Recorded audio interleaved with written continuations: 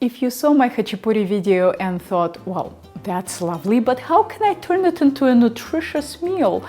Then I have a dish just for you. Today we are making Ossetian pies. This one little flatbread contains an entire bunch of Swiss chard. This is more vegetables than any pizza could ever hold. In Ossetia, these pies are made with many different fillings, including the beet greens. But the beet greens available in Boston usually suck. Even at farmers markets, they tend to be too tough, too wilted, and bug-eaten. But you know what tastes just like beet greens and is available everywhere, year-round? Swiss chard. It's actually the same species as beets, just grown for its leaves. I find that the chard with the red stems is the tastiest and closest to beets in flavor, but any chard will work. The dough is exactly the same as my hachapuri dough, so I'll just borrow that footage. Let's put our flour in the bowl and get started. Add the yeast, sugar, and salt. If you're new to working with yeast, check the description below the video for which yeast to buy and how to store it. Mix your dry ingredients and make a well in the center. Bring your milk and water to roughly 80 degrees. I do this in the microwave in 5-second bursts. Pour the milk, water, and olive oil into the well. I add a little flour into the wet ingredients, mix until it's moistened, and then add some more. There is no need to wait for the mixture in the center of your well to become homogeneous. It's fine if it's lumpy. Keep going like that until the dough thickens. Then, instead of stirring, your motions look more like kneading. You fold the bowl towards you using a spoon and rotate the bowl with the other hand. Keep folding and rotating until all the flour is absorbed. Scrape the bottom and the sides to make sure you got all the flour and scrape off your spoon. Give the dough a few more folds until it starts to stick to the bottom of the bowl. Cover the dough and let it sit for 30 minutes to give the flour a chance to soak up all the liquid. Now that the flour is fully hydrated, we'll develop enough structure in only 12 folds. Oil your hand using either olive or vegetable oil and pick up the dough like this.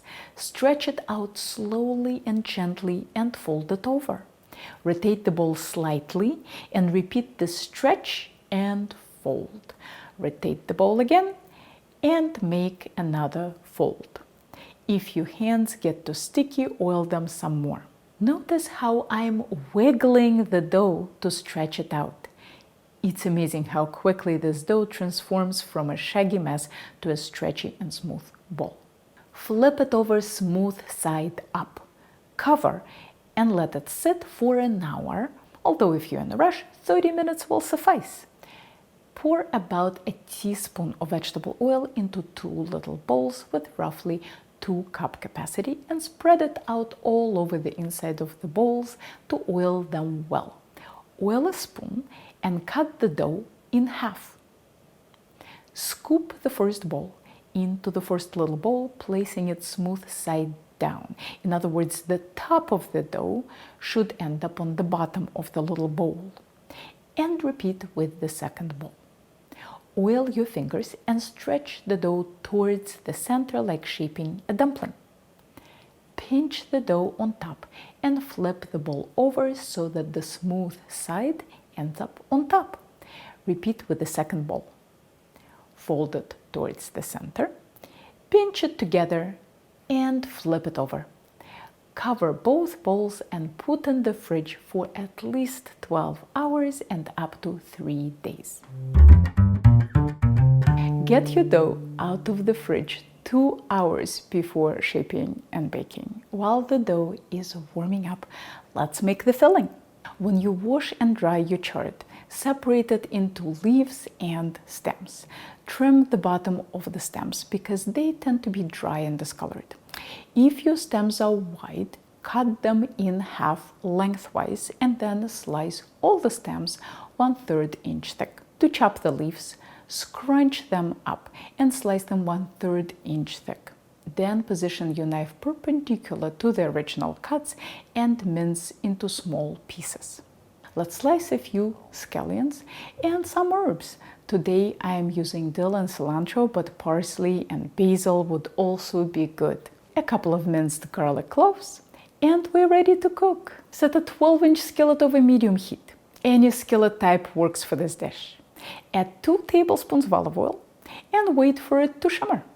Swirl the skillet and add the chard stems. Sprinkle them with a little salt. Give them a stir, cover, and cook until they start to soften, about 5 minutes. See how they are starting to release their juice? Let's give them a stir and continue uncovered so that we can evaporate this juice. Now that my stems are tender, I'll add a pinch of chili flakes, garlic, more olive oil, pine nuts, and golden raisins. Cook this on medium heat, stirring frequently until the garlic is golden and loses its raw sharpness. I will separate half of my stems so that I can show you 2 versions, one with cooked leaves and one with raw leaves. This way we can compare them and see which one is easier and which one is tastier. Stir in the leaves. Cover and cook until the leaves wilt. Make sure to stir every couple of minutes so that the bottom leaves don't burn. Once the leaves wilt, continue to cook them uncovered to evaporate the rest of their water. They should look like cooked spinach. Taste and correct for salt. If you need to cool them quickly, get them out of the skillet and spread on a plate, or you can let them cool slowly in the skillet.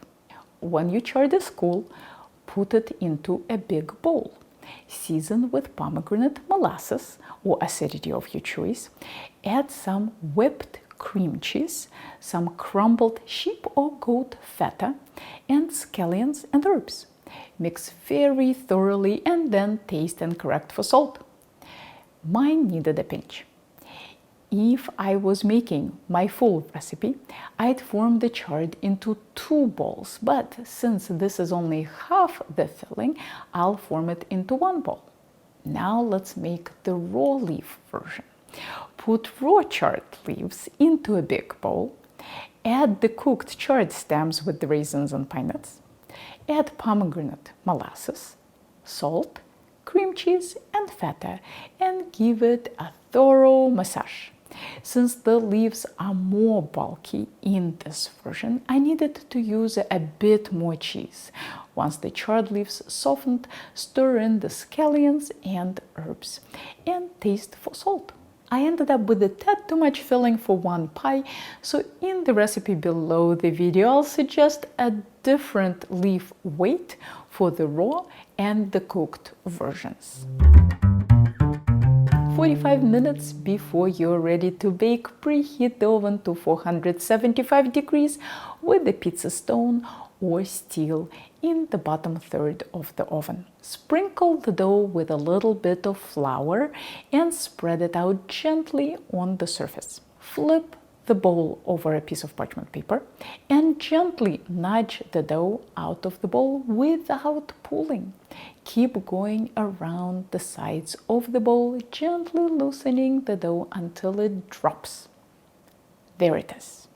Flour your hands and pat the dough into a circle that is roughly 7 inches in diameter. Put 1 ball of filling on top and flatten it into a thick disc. This is the filling with cooked chard leaves. Bring the edges of the dough toward the center to enclose the filling. It might not look like the dough will reach, but don't worry, it's very stretchy. It should look like a huge dumpling. Then firmly press down on the dough, starting in the center and working your way toward the outside. What's so cool about this shaping method is that the dough can't shrink back. The filling holds it in place, allowing you to stretch it until it's nice and thin. You see these folds? We need to iron them out and get the dough to be perfectly even and thin. That's the artistry of the Ossetian pies, so take your time with this step. Your pie should end up 9 to 10 inches in diameter. Make a little hole in the center to allow the steam to escape. Slide the parchment paper onto a rimless baking sheet and then onto the stone.